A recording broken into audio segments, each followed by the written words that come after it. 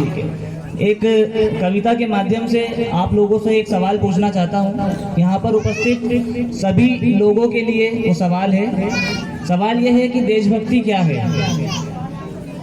देशभक्ति की परिभाषा क्या है। और इसका जवाब में मुझे मालूम है मैं जितने लोगों से पूछूंगा उसका जवाब अलग अलग आएगा।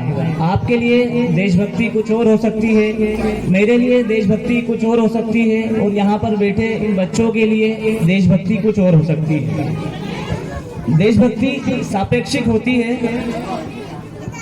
और एक कविता के माध्यम से आपको संबोधित करना चाहता हूँ कि कल शहर के सबसे प्रमुख स्थान पर, कल शहर के सबसे प्रमुख स्थान पर यानी कि चाय की दुकान पर 4 लोग चाय का मजा उठा रहे थे, साथ में देशभक्ति का अर्थ भी समझा रहे थे।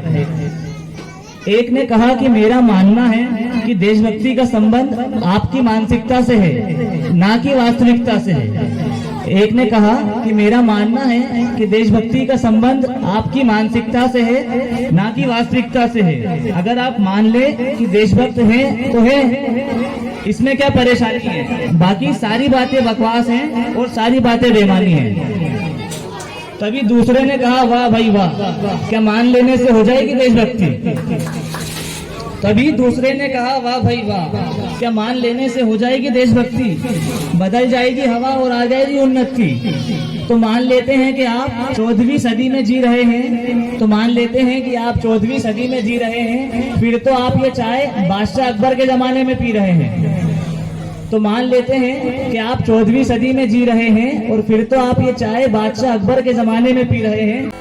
देशभक्ति का मतलब समझाते हुए दूसरे ने कहा कि देशभक्ति का मतलब कुछ करने से है, देशभक्ति का मतलब कुछ करने से है, सीमा पर देश के लिए मरने से है, सीमा पर देश के लिए मरने से है। तभी तीसरे ने कहा वाह, देशभक्ति का मतलब है बदलाव।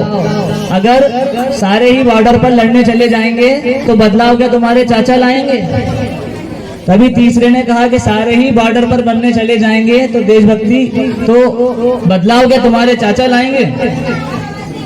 हर कसौटी पर खड़ा उतरना पड़ता है भैया, देशभक्ति को साबित करना पड़ता है। तीसरे ने कहा कि हर कसौटी पर खड़ा उतरना पड़ता है, देशभक्ति को साबित करना पड़ता है। तभी चौथे ने कहा देखिए, सच्चा देशभक्त वो है जो अपना समर्थन, अपने नेता का समर्थन करता हो। अब पॉइंट पे आ रहे हैं अपन। सभी चौथे ने कहा कि सच्चा देशभक्त वो है जो अपने नेता का समर्थन करता हो, बाकी बातें छोड़ दीजिए, अगर कोई विरोध करे तो उसके दांत तोड़ दीजिए। तभी चौथे ने कहा कि बाकी बातें छोड़ दीजिए, अगर कोई विरोध करे तो उसके दांत तोड़ दीजिए। मुश्किल हो आसान हो, नफा हो नुकसान हो, हर हालत में अपने नेता का समर्थन करना जरूरी है, अन्यथा आपकी देशभक्ति अधूरी है। नफा हो नुकसान हो, मुश्किल हो आसान हो, अपने नेता का समर्थन करना जरूरी है, अन्यथा आपकी देशभक्ति अधूरी है। इसके बाद उन चारों स्वयंभू देशभक्तों ने चाय वाले की दुकान पर छोटू पर कसी फप्ती। इसके बाद उन चारों ने छोटू पर कसी फप्ती, क्यों रे तू भी जानता है क्या देशभक्ति। अब ये चारों चाय वाले छोटू से बात कर रहा है। इन चारों ने छोटू पर कसी फप्ती, क्यों रे तू भी जानता है क्या देशभक्ति। झूठे गिलास लेकर खड़ा था, झूठे गिलास लेकर खड़ा था, छोटू अपने परिवार का सबसे बड़ा था। झूठे गिलास लेकर खड़ा था, छोटू अपने परिवार का सबसे बड़ा था। बोला साहब मैं अनपढ़ हूँ, मुझे नहीं पता देशभक्ति क्या है, कैसे की जाती है। बोला साहब मैं अनपढ़ हूँ, मुझे नहीं पता देशभक्ति क्या है और कैसे की जाती है, मैं तो सिर्फ इतना जानता हूँ जो मेरी माँ सिखाती है। ईमानदारी से चाय बनाता हूँ, 4 की लागत है, 6 में सबको पिलाता हूँ। और हर साल 27 जनवरी और 16 अगस्त को सड़क पर पड़े झंडे चुनता हूँ। हर साल 16 अगस्त और 27 जनवरी को सड़क पर पड़े झंडे चुनता हूँ और सावधान हो जाता हूँ जब भी जनगण मन सुनता हूँ। और सावधान हो जाता हूँ जब भी जनगण मन सुनता हूँ। कूड़ा कचरे के डब्बे में ही भरता हूँ, लाइट होने पर ही सड़क पार करता हूँ। कूड़ा कचरे के डब्बे में ही भरता हूँ और लाल लाइट होने पर ही सड़क पार करता हूँ। मेरी छोटी बहन के साथ खेलता हूँ, उसे स्कूल लेकर जाता हूँ, कभी किसी को तकलीफ नहीं देता, फालतू का किसी से 1 रुपए भी नहीं लेता। कभी किसी को तकलीफ नहीं देता, फालतू का किसी को 1 रुपए भी नहीं लेता।